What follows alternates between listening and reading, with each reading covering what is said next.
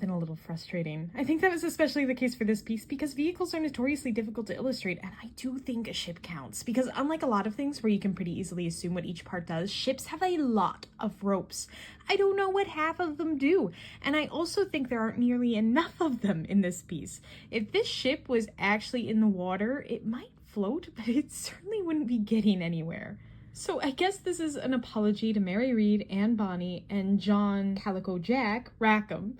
I wanted to illustrate their ship, the William. It kind of worked. It is a sloop at the very least, or sloop adjacent.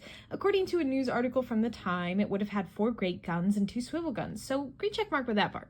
It also would have been fairly small, but that's the case with most sloops from that time. Pirates often favored the sloop. It was fast, easily maneuverable, and could still hold a lot. Definitely not as battle-ready as a ship of the line, for example, but it did the job.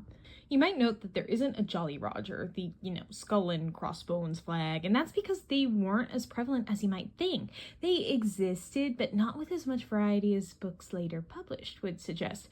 A lot of what is considered common knowledge about pirates was spread by Captain Charles Johnson, a pen name, in his book, A General History of the Pirates. It's fan fiction, kind of. Not really accurate, maybe a few truths here and there, but it did paint the legend of piracy.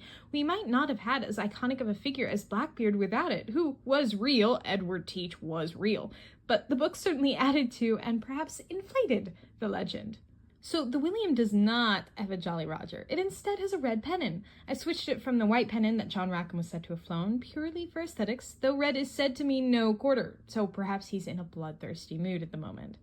Now for the Hatzicopteryx. Mary Read is the one riding it. I did look into a bit of the general history of the pirates to get an idea of what I wanted to do, and Mary's history, this part is probably completely made up, suggests that she was a disguised cavalry trooper in the Dutch army during the 9 Years' War before becoming a pirate. I was thinking, because I like combining history with prehistoric animals, that she might have ridden the Hatzicopteryx in that conflict, perhaps a subsection of the army, the Air Force, and then brought it over to the West Indies.